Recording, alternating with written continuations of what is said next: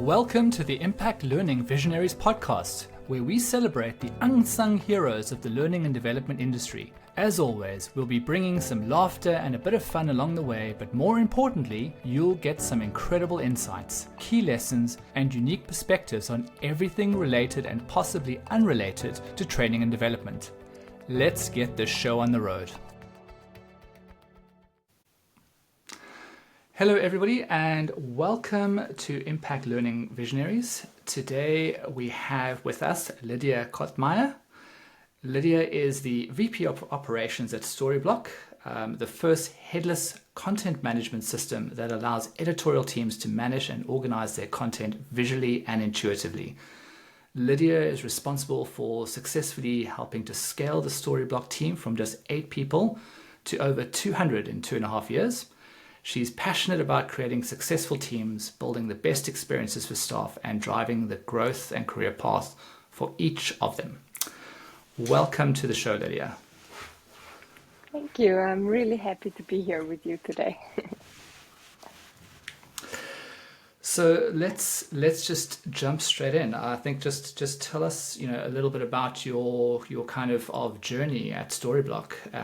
It seems like you've been there since the beginning, and have kind of grown along with what seems like quite a significant growth over 2.5 years, and there must be lots of interesting stories in that. Yes, definitely. So I met Dominic in 2019, and at that time he was just working together with Alex, who is our CTO and located in Brazil. He went to Brazil because of love, and this was also the first reason they decided, okay, I'm in Austria, so Dominic is in Austria and Alex is in Brazil. So let's have a fully remote company. And Dominic and Alex had a great vision in mind, and they were also aware, okay, people will create a great product together with us. So from the beginning, they had a good product, a great vision, and they understood that people are the biggest asset of Storyblok. And I felt so empowered by these words of Dominic that I said, okay, I will quit my job that I really enjoyed as a business consultant, helping startups to grow and build up their finance department and people department. And at that time, Dominic said, I don't know what you will do, Lydia, but I know that I need you. So I did not have a job description. I did not exactly know what to expect. And we found it out together. And today I'm leading the finance, people, and legal and compliance team. We're a team of 236 people in over 40 different countries and nationalities. So that's obviously firstly amazing, but secondly, I'm quite sure that growing a fully remote business to 200 plus people is not a job for the faint-hearted. And as someone who is in the people side of the business, and heading up the people side of the business, I'm guessing that there were many challenges that you had along the way. Do you want to share kind of probably some of the most the biggest ones that keep you up at night? Yeah, maybe you think that are the easiest, but really what's the most challenging is shipping, because if you try to ship something, you notice the boundaries of our country, and paying people, because for example in Europe we do not have ACH payment. In the US it's very normal. So all these operational challenges we had were quite intense. But also on the L&D side, we saw, okay, it's not so easy to find a vendor who is specialized in fully remote training. There are a lot of very traditional vendors still out there that believe in in-person trainings. So we had to fully also rethink the business world and say, how do we want to connect people? How do we want to make sure that we develop a culture? And how can we retain people and make it attractive for them to grow with Storyblok? And this started all with a blank page. And now we try to find the best solutions for it. So I don't. I mean, I guess a lot of people don't really think very deeply about what you said. Is we kind of imagine there's so many different kind of challenges with remote working, and I mean, I think you've probably touched on what is considered to be the biggest one. Is there's so many kind of statutory challenges with hiring people from different locations around the world. There's tax implications, there's banking implications, there's currency implications, and I think we get so focused on that side of the equation and how we just kind of coordinate teams remotely that we often forget about how these teams learn. And it's quite fascinating to me just thinking about that is we probably think, oh, but this isn't an issue, we just have an online learner management system, but that doesn't really Yeah. solve the problem. I mean, that's only one part of the equation. So you want to kind of maybe expand on that a little bit and talk to, like, for many people who think, okay, well, LinkedIn Learning or Learner Management System or any one of these online, kind of learning platforms is good enough. What are the parts that you kind of noticed at the early stage were fundamentally missing from that equation? Yes, so I think you have to rethink also a little bit the way of training. So especially if you're in such a global environment, you have to consider first also time zones. So I'm a really big believer that documentation and especially transparent documentation is key. And then you also have, so I would also separate the equation of internal learning and external learning. So internal learning is considered for me as transparent documentation, have a good collaboration tool, use videos like Loom or with Slack, whatever you want to use to also send a nice message where people can see you even if they're not in the same time zone. And what is completely different is that people don't have informal learning. So they will not just walk by your desk and say, hey, I have this problem. What would you do? Or during lunch, they learn from each other. So you have to plan learning really and plan, okay, let's give people a time where they can have just a coffee chat, where they just talk and maybe even learn while they are talking. This is why we introduced a random coffee chat mix up. And we have a manager roundtable where people come together, sharing knowledge, talking about it. And even if we have kind of an informal learning, because during meetings people learn from each other, it has to be way more structured with job descriptions, showing people, okay, the next job level in the job architecture requires these competences, has these responsibilities, and where do we see the gaps. So you have to be way more prepared and organized to also show the people the growth path that they can have within a fully remote company. So, as someone who is in a much smaller scale, fully remote company, one of the things that we always have to battle with, and I'm fascinated to hear how you guys have dealt with it, is by very nature the fact that you don't have people walking past your desk or people meeting in the kitchen while making coffee, is that you end up having much more structure and much more formality to what would generally be kind of off the cuff or had kind of impromptu gatherings. And you start to kind of see almost people pushing back because of the number of meetings and formal kind of meetings that have to happen to keep that communication going. Have you noticed that? Have you kind of dealt with it in any particular way? Because I can imagine the learning and development is just another meeting that people have to attend, and there might be a bit of of pushback on that. Yeah, I know what you mean, especially in a remote setup. Meetings become so much or so many meetings that you feel very easily overloaded. This is why I ask my team, especially also, to always question themselves, what is the goal for the meeting? What do I really want to achieve? Who should be in that meeting? And what is our timeline? I have recurring meetings in my calendar. However, I saw the same like you. There were recurring meetings, they just stayed in the calendar, and suddenly I had more and more meetings. So I try to revisit my calendar every 3 months and rethink also the recurring meetings. What is still the goal of the meeting? Am I achieving it? Yes or no? Because otherwise they just stay in the calendar forever and never end. Yeah.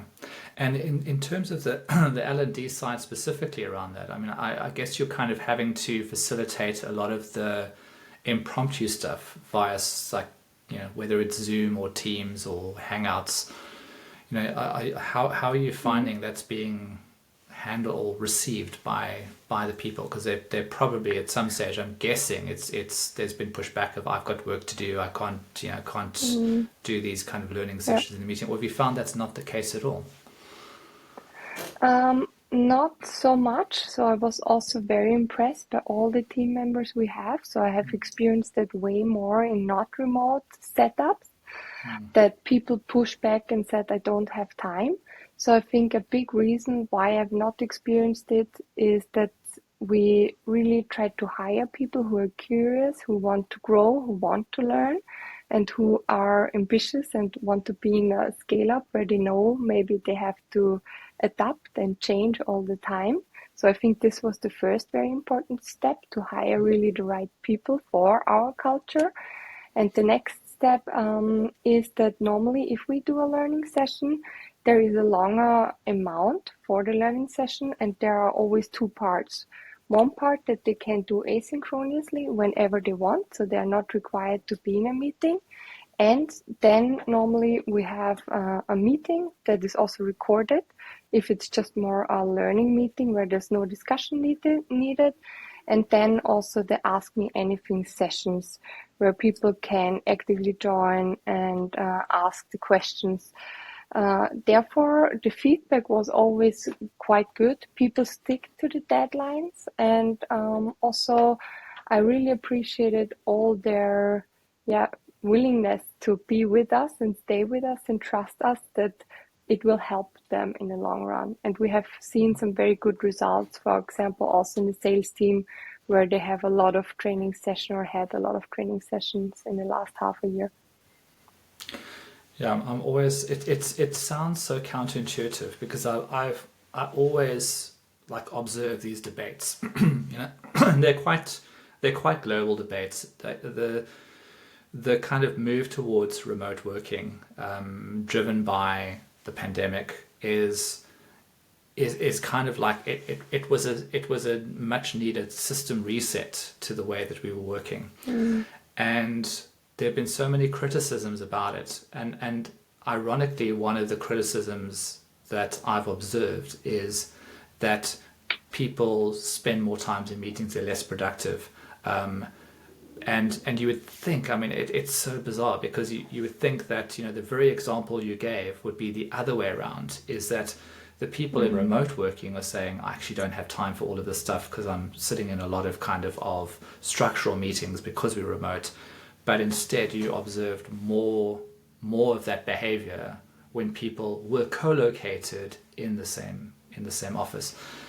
There is something, probably some kind of scientific reason for that. It escapes me, but I think it was actually quite a fascinating insight, and one that I think, again, just kind of begs the question on, is remote working the future? And I mean, you came from a non-remote working environment, and now you are in a remote working environment, dealing with kind of cultures which are notoriously hard to build in the first place, and building them remotely is probably a little bit harder.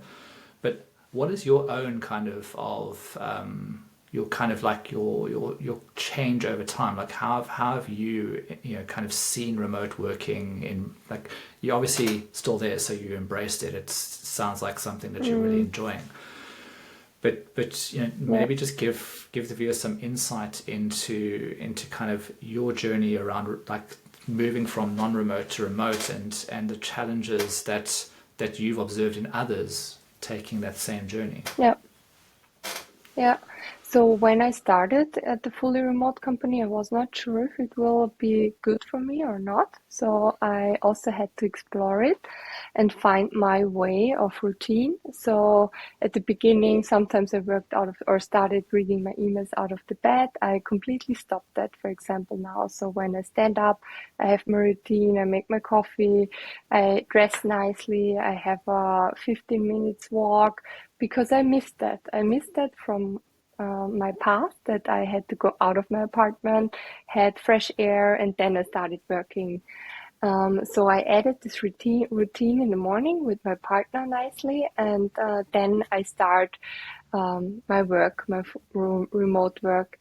And what I also recognized is that sometimes it can feel lonely, and starting completely in the silence, especially on a Monday, on a rainy Monday, is very lonely. And I started listening more to radio again, listening to music that does not distract me. So we are also offering, for example, Headspace to our team, where you can play music and after 2 hours it stops, so that you also recognize, oh, I worked 2 hours in one block, so maybe I should do a short break also.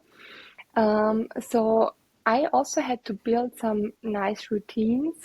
And if I look at it right now, it perfectly fits to my lifestyle. So, like I mentioned, I'm from Austria, my partner lives in Germany, I have a flexibility. I also enjoy when the days are not that long and the sun goes down very early.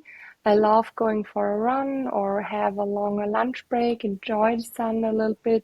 So for me, it fits very nicely right now. I don't believe that remote will be the future in every industry, but in software as a service, it's definitely possible and doable if people want to do it.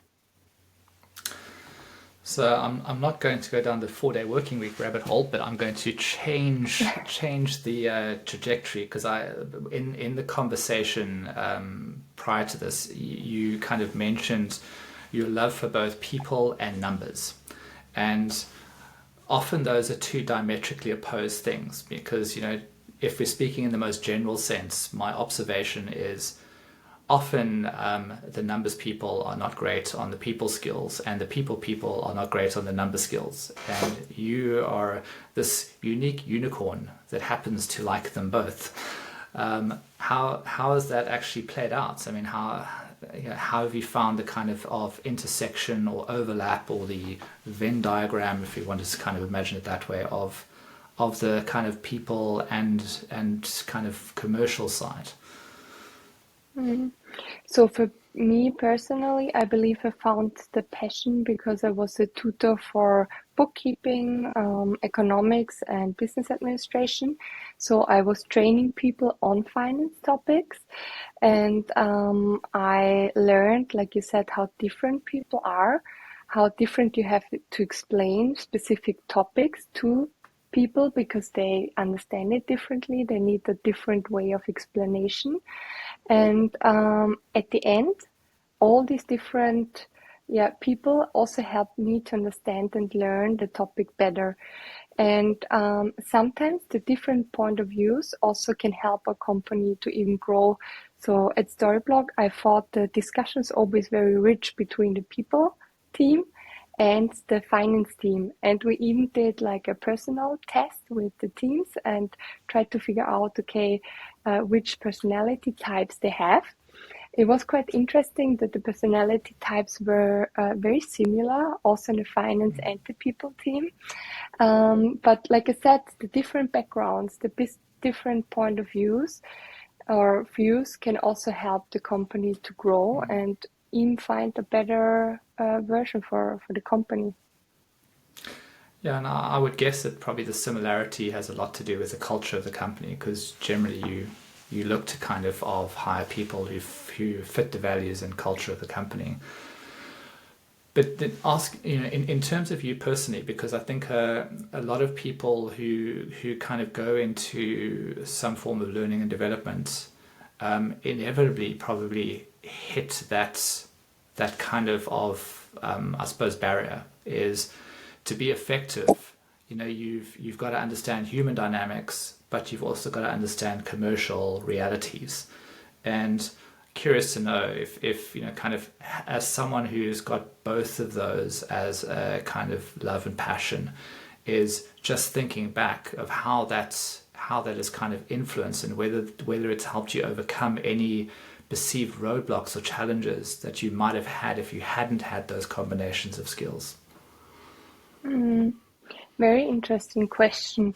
I believe it helped me a lot during the investor meetings and understanding their what their goal is with Storyblok and combining it with the need of the team, because I was able to find a good way to combine the numbers that we should achieve with the wishes or needs that the team has. Because in a software company, your personal costs are one of the highest costs, so you have to really have a deep look into that. And especially with the high inflation, you can imagine it was quite challenging to create a merit increase that is affordable on the one hand, and on the other hand, also helps to retain the talents and also help the talents deal with the difficult situation for them with such a high inflation. And understanding both sides, I believe, helped me to explain the situation often to people and give people context. Most of the time, I have seen that people, if you give them an explanation and context, understand why you're doing it, and they also accept your decision. However, saying no because of numbers is sometimes something that's not always fun, but you have to learn it. And as a manager, you have to do it also. So I cannot always just look at the people side. I have to find a good balance, and that can be challenging. Yeah, and I think you've hit the nail on the head. As one of the biggest challenges is that a lot of this stuff costs money, and there's so many different components of businesses that require kind of funding and cash flow, going into them, and it's always such a hard and delicate balance. And often people sitting, and historically I think learning and development has been a bit of a silo in many organizations, is they sit with a lot of frustration because, like it or not, they're seen as a bit of a grudge purchase. Like, why can't we just hire the people with all of these skills? Why do we need to kind of spend lots of money training people on these skills? It's fundamentally incorrect, but I think that the challenge that I've observed is a lot of the people who gravitate towards that are very, very strong on the people side, but get so frustrated that that somebody has to come and basically burst their dream by bringing money into the process.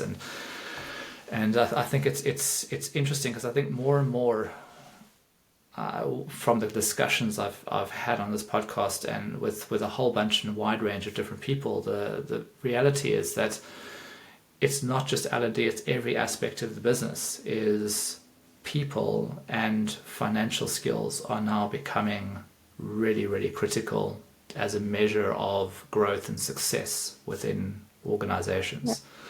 Yeah, whether you're a software developer, an L&D manager, or basically, someone in the accounting team. So there wasn't really a question there, I apologize, but it was just an observation. But I guess the question that comes out of it is have you seen that same type of reality start to emerge, and how is Storyblok kind of dealing with that? Yeah. So in my past, I have seen that most of the time people is under finance directly, so directly reporting on the finance. I think calling it also operations and not having finance like more important compared to people and L&D, like you said, is a change that I have definitely seen, especially in the software industry. And also that people are aware, okay, we hired normally a person for a reason. So if we always hire a new person because we are missing one skill, it's very expensive, and it's also kind of not efficient, to be honest, because you have to onboard the person, which is also training. You need to see if the person fits into the culture, if you can trust the person, and so on. And these are all developments that I can also see. So I fully agree with the statement that you, or the observation that you have described before. All right. I suppose, my kind of like final question before I go into kind of like the two closing questions is just looking back at your journey. And this might be a challenging question, but you've gone through a company that's had hyper growth by every kind of I suppose general explanation or definition of what hyper growth is, and along the way you've made a lot of decisions, a lot of choices. I mean, just reflecting back on those, is there anything that you would have done differently, and why? Yeah. And this is more a finance-related topic that also ends up as a result, or is impacting a lot of people. I would have introduced a job architecture quicker and compensation and benefit strategy, because this will ensure everyone who starts a scale up and a startup to compensate everyone fairly, everyone according to the job and according to the job level in the architecture. It's not easy when you're younger because you don't have the data. The data is quite expensive, especially if you have to buy it for 45 different countries. So I'm happy that we introduced it last year quite quickly, and also, I think we did not do it too late, but doing it a little bit earlier would have been way more stressful and a little bit fairer for some team members as well.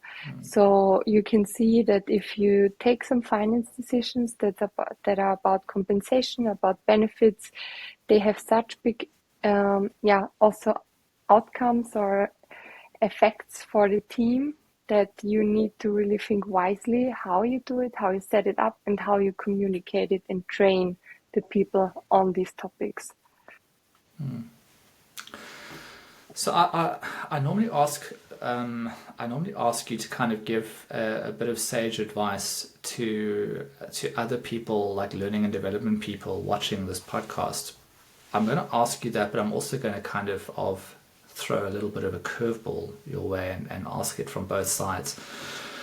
So the two, like, the fascinating thing here is that you are dealing both in kind of training people remotely, but you yourself are a remote worker and you work with other remote workers, and they themselves have, this whole digital nomad kind of concept of being able to wander around the world, being able to dock in different places and work has raised so many different challenges, because, and I know it's probably not specifically related to your model because you probably have people that are based in these countries and aren't moving around the world, but the kind of ultimate expression of remote working is being able to essentially deal with people irrespective of geographical border and the restrictions of that border.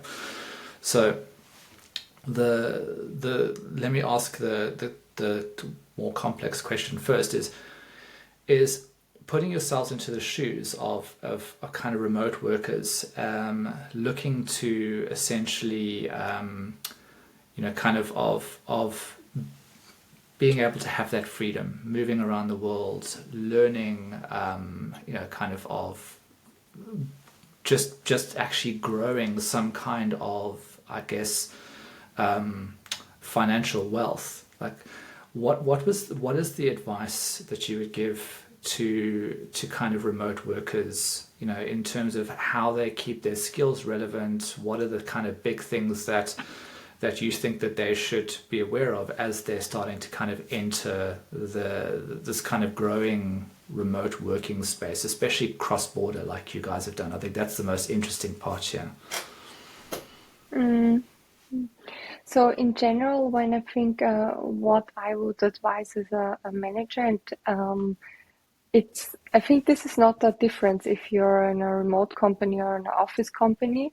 Never be afraid that you share knowledge, that you document transparently, and that you communicate transparently.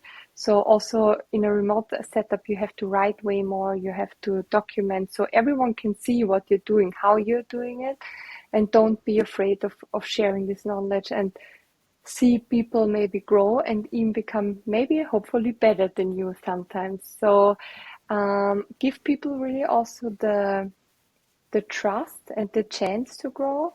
And what we also say is, okay, you can block in your calendar learning time. So 2 hours per week, they can really block in their calendar and say, no, I don't want to do meetings because I would like to do research and would like to learn and develop. And if so we also have a career development fund, and we really call it career development fund and not personal development fund, because I want the people to think also about their career. Yes, I'm their manager and I should show them the path where they can develop, but development is not a one-way street. I can show them the path, but they have to walk it through, and it also has to make somehow sense for the company. So I cannot let people grow into a direction if this is not the need for the company. This is why we also called it career development fund. So have also a review cycle with your team members, a formal one in a remote setup, where you maybe also document the goals. We have, for example, introduced the visa model, where we have a vision per department, a mission, and then the goals. And every individual has to fulfill these goals and sees the progression of the goals. So they also see it visually. And I think these are really the main points for me, that people understand that learning comes from both sides. I can help them, I can support them, give them freedom, but they have to learn, and they also have a responsibility to develop themselves. Perfect. And now going back to the more traditional kind of question I ask is you come from a really, really interesting and unique perspective. You are you're like on the ground floor of a startup that has made a decision that they're going to be fully remote, and has, against all odds, grown at a hyper growth rate. There may be other people now who are starting to kind of enter into startups in a kind of similar position of having to understand how to manage learning and development, which becomes almost an alignment challenge, and dealing with the kind of challenges of people not having the ability to get up and walk to someone else, ask for help, or be able to kind of have an informal conversation. With people entering those types of environments, what's the single most important piece of advice that you would give to them? So if you want to move, or if you want to start a fully remote company, you need to really look at the people that you're hiring, or at your personality. So before you start at the remote company, ask yourself the question, am I self-motivated? Am I self-driven? So do I need someone who always tells me what to do, when to do, how to do it, or do I enjoy the way that I can do it on my own pace, whenever I like it, how I like it? Because not sitting next to each other also allows you to find a different way to the goal sometimes.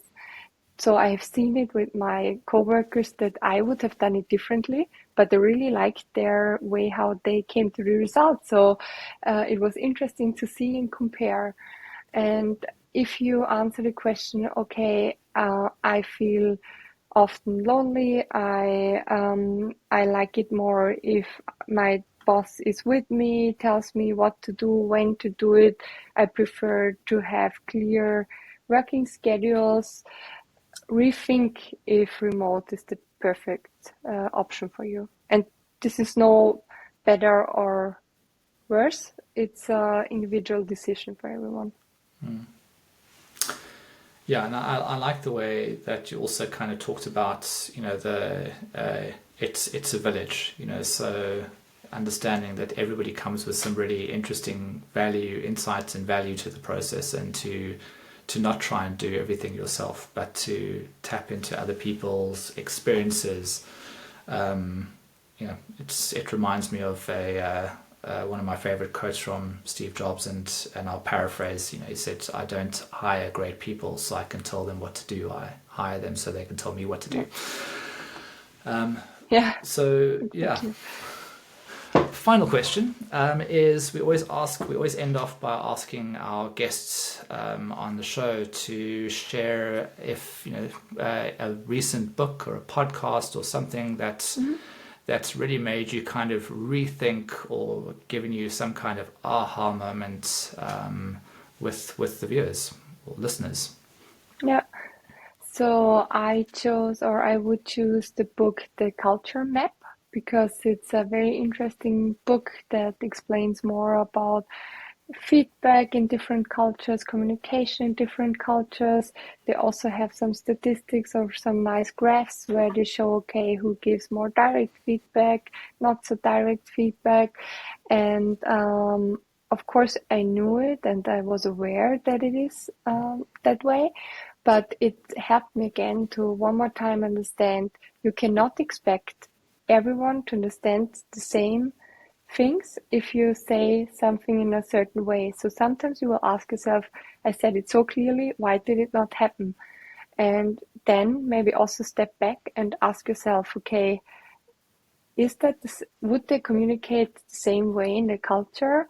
Would they maybe explain it differently in the culture? Or is it maybe a fault of my management style or my training style that the people did not understand me correctly? And this is why I would suggest this book, especially for remote companies or global remote companies. Let's say it like that. Yeah, I think that's brilliant suggestion, and thank you for sharing that. And I think we didn't even touch on the cultural aspects. I mean, we talked about company cultures, but then within company cultures, there's also cultures, and the different communication styles, the different worldviews that we all come from, the different backgrounds we come from. And that also presents a challenge. And I think this has been a really important conversation, because the world is becoming more and more globalized.